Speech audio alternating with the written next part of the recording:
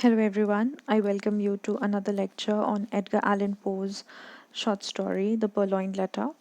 This is going to be the fifth part of this series on Purloined Letter, in which we were doing the text, and this is going to be the last part in which we are going to conclude the story. So Dupin then begins to explain what exactly he had done in order to procure that letter from the possession of Minister D.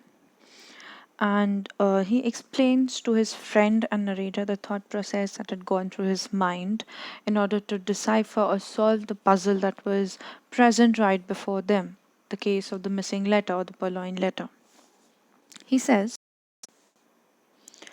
"But the more I reflected upon the daring, dashing, and discriminating ingenuity of D, upon the fact that the document must have always been at hand if he intended to use it to good purpose, and upon the decisive evidence obtained by the prefect that it was not hidden within the limits of that dignitary's ordinary search, the more I the more satisfied I became that to conceal this letter, the minister had resorted to the comprehensive and sagacious, a very good judgment, using a good judgment, expedient of not attempting to conceal it at all.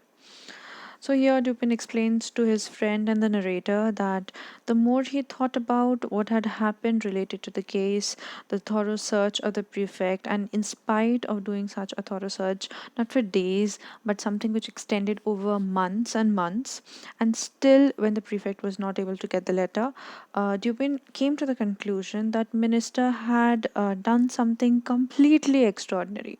What he had done was that he had never attempted to conceal the letter. So the letter was out there in the open, and that is the point which actually fooled the prefect.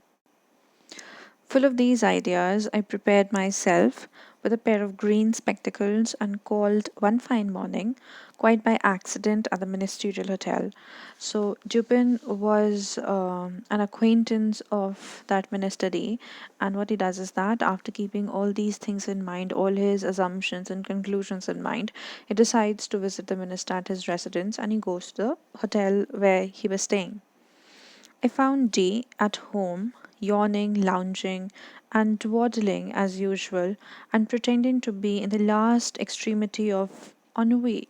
Ennui actually refers to lethargy, so he was completely listless, he did not have any occupation or anything to do. He is perhaps the most really energetic human being now alive.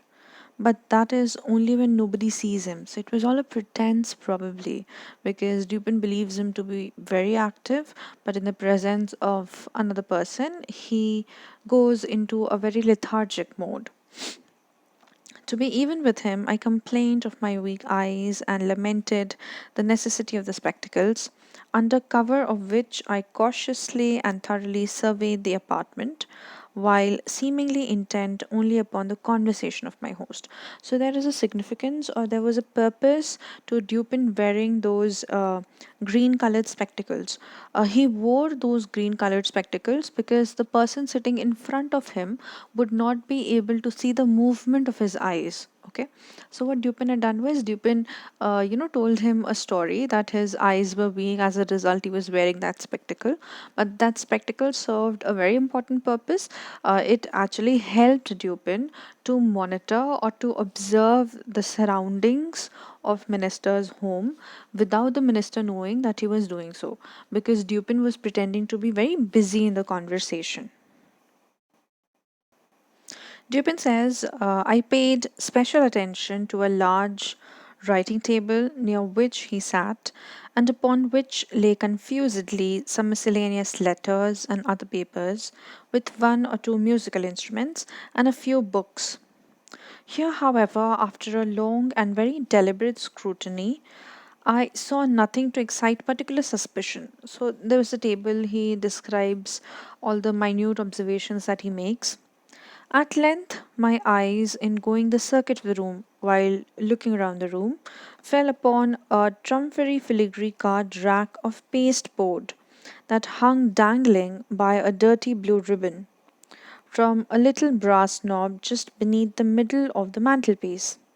So there was a kind of a rack in which you can hold papers, In this rack, which had 3 or 4 compartments, were 5 or 6 visiting cards and a solitary letter. So Dupin actually, pays attention to the single letter that was present in that card rack. This was much soiled and crumpled. But what was particular about that letter was that it was completely in a soiled state. Like it was not written on very clean, crisp paper. The paper appeared to be, crumpled and damaged. It was torn nearly in two across the middle, as if a design. Okay, so it was damaged, but Dupin will later explain that how it was done deliberately and for what effect, as if by design, as if by planning. In the first instance, to tear it entirely up as worthless had been altered or stayed in the second.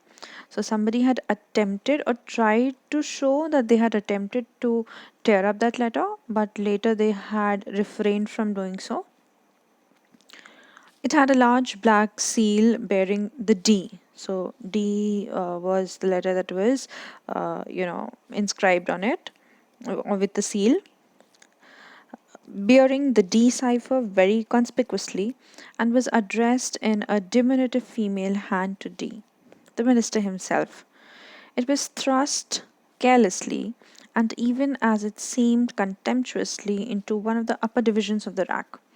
So, this is what Dupin picks up. Now, we'll have to come to realize that Dupin was very sharp, and his sense of observation is also very acute. He minutely observes everything around him in his surroundings, and he never misses it. Now, what catches his attention, as we learn later on also, because he comes to tell you this, that everything around Minister D's room was, kept in a very tidy manner. But this letter stood out to him because it appeared to be deliberately, carelessly put in that rack, and that too in a very soiled or damaged state. Now, usually, what we do is that if we have some paper of importance, we keep it very properly. But this letter was, handled or manhandled in a completely different way, in a completely contrasting way, and it was just thrust carelessly into the rack as if it was of no significance. So, this is where the prefect had not been able to catch the Minister D.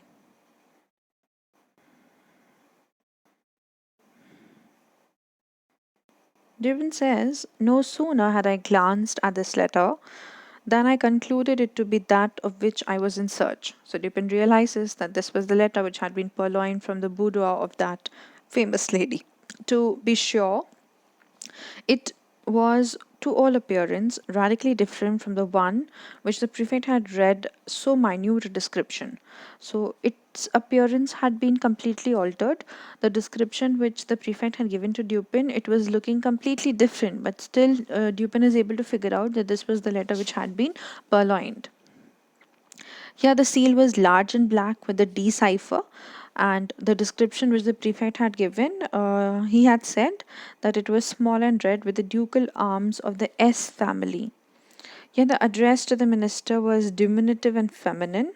There, the subscription to a certain royal personage was marked bold and decided. So, the letter or the appearance of the letter had been altered. On first count, the seal had been changed. Instead of the family seal bearing the letter S, there was a black seal bearing the letter D.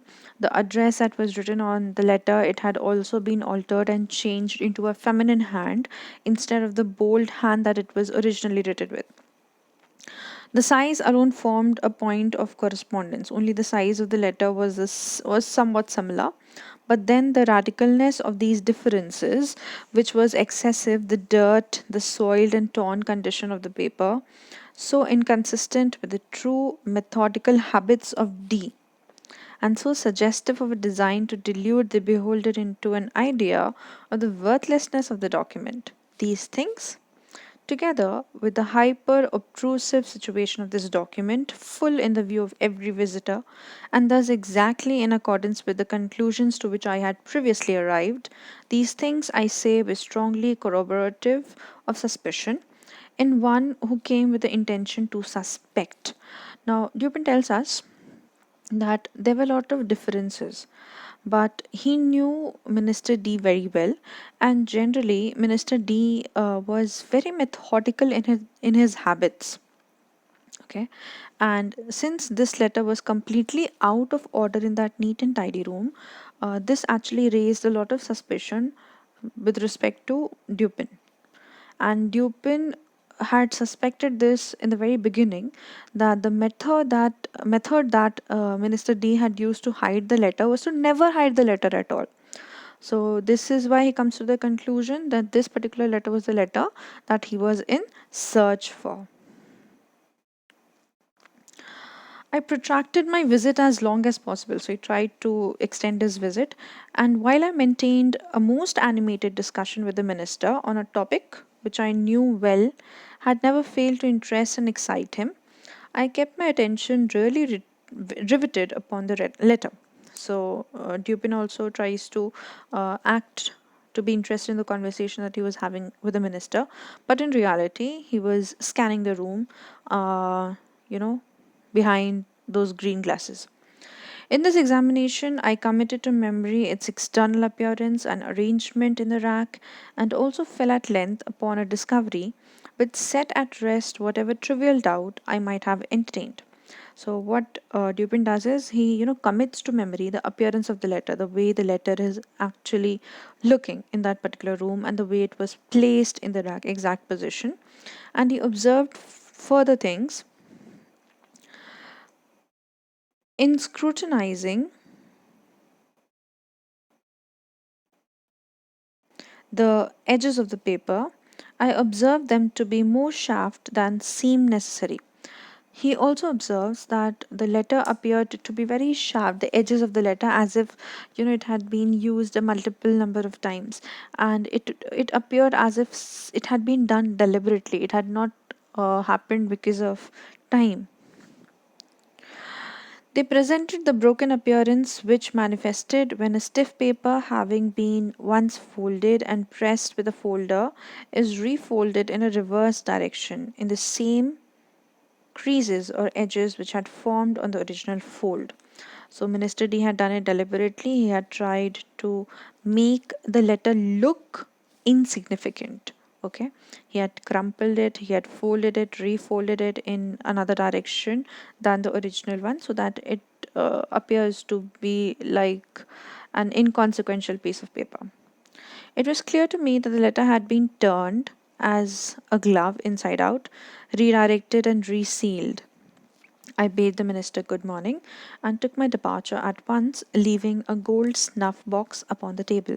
So you'll have to remember this, what he had left. And this was left not by mistake but deliberately. We'll come to it later on. The next morning, I called for the snuff box when we resumed quite eagerly the conversation of the preceding day. So, that snuff box actually gives the Dupin a chance to revisit the ministerial hotel. While thus engaged, however, a loud report, as if of a pistol, was heard immediately beneath the windows of the hotel, and was succeeded by a series of fearful screams. So when he visits the minister at his residence, very soon after they start their conversation, a kind of a commotion or chaos happens just on the street outside their residence. It was as if a pistol had been shot, and there were a series of fearful screams and the shoutings of a mob. D rushed to the casement, threw it open. Casement is the window, and looked out. In the meantime, I stepped to the card rack, took the letter, put it in my pocket, and replaced it by a facsimile so far as regards externals, which I had carefully prepared at my lodgings, imitating the D cipher very readily by means of a seal formed of bread. So Dupin does the exact same thing which the minister had done. Just like the minister had purloined the letter from the boudoir of that lady in a similar manner by distracting the minister. Okay. What Dupin does it, he exchanges the original letter with a facsimile or a fake letter, created by himself, and he had also mimicked or imitated the the D cipher, and he had done so using bread and carving it out. The disturbance in the street had been occasioned by the frantic behavior of a man with a musket. Musket is a kind of a gun. He had fired it among a crowd of women and children. It proved, however, to have been without ball, and the fellow was suffered to go his way as a lunatic or a drunkard. So, a gun had been fired, but it was not without any ammunition, so it was completely harmless. And the man was considered or labeled to be a lunatic, a madman, and he had been let go. When he had gone, D came from the window. So the minister had been at the window trying to observe what was happening on the street outside his residence, whither I had followed him immediately upon securing the object in view. So Dupin had exchanged the letter and he had joined the minister. Soon afterwards, I bade him farewell. Since the work was already done, Dupin takes his leave. The pretended lunatic was a man in my own pay. So we later come to know that the man who had created the commotion on the street or chaos on the street was a man paid by Dupin to do so, so that the minister gets distracted for a short while, and it gives Dupin a kind of window of opportunity in order to exchange the letter or take away that purloined letter. But what purpose had you, I asked, the narrator says, in replacing the letter by a facsimile? Would it not have been better at the first visit to have seized it openly and departed? So the narrator was curious. He could have done, narrator suggests that if he had already found the letter, he could have easily taken it from the minister and gone his own way. Dupin says, D, replied Dupin, is a desperate man. So Dupin is very familiar with Minister D and his ways, and he says that he's a desperate man, a man of nerve, a man who has a capacity to do a lot of harm. His hotel, too, is not without attendants. He has a lot of men about his hotel, and they are all very loyal to him, devoted to his interests. Had I made the wild attempt you suggest, I might never have left the ministerial presence alive. So Dupin here tells him of all the concerns that he had in his mind. He could have taken that letter, but that minister had a lot of his people present in that hotel who used to work for him, and they would have very easily murdered Dupin. The good people of Paris might have heard of me no more, but I had an object apart from these considerations. You know my political prepossessions. In this matter, I act as a partisan of the lady concerned. For 18 months, the minister has had her in his power. She has now him in hers. Since, being unaware that the letter is not in his possession, he will proceed with his exactions as if it was. Thus will he inevitably commit himself at once to his political destruction. So here Dupin says where his loyalty laid. He wanted to help that particular lady, and just like the minister was blackmailing the lady for a period of more than 18 months, now the power was in the hands of that lady. The minister does not know the letter has been exchanged, and what he'll do is that he'll continue to play his games of manipulation with that lady, and ultimately it will only result in his political destruction. His downfall too will not be more precipitate than awkward. It is very evident that Dupin wanted to exact or get revenge for the royal lady by transferring the political power to her, and he further makes a comment that it is very easy to fall into moral ruin, and he really had no pity for the fallen men. He says, it is all very well to talk about the facilis descensus Averni, but in all kinds of climbing, as Catlani said of singing, it is far more easy to get up than to come down. Now, this particular phrase, facilis descensus Averni, it is actually Latin, which literally translates to descent to hell is easy. And here is what Dupin meant by saying that he really had no respect for the fallen men. He does not have much respect for Minister D, and he wanted him to get punishment for his actions. In the present instance, I have no sympathy, at least no pity for him who dissents. Referring to Minister D, he has fallen on many grounds, moral grounds, and otherwise as well. He is the monstrum horrendum, an unprincipled man of genius. He considers himself to be nothing less than a hideous monster. It is just Latin, written in Latin, monstrum horrendum, translating to hideous monster. And Dupin considers him to be an unprincipled man, a corrupt man, a morally corrupt man.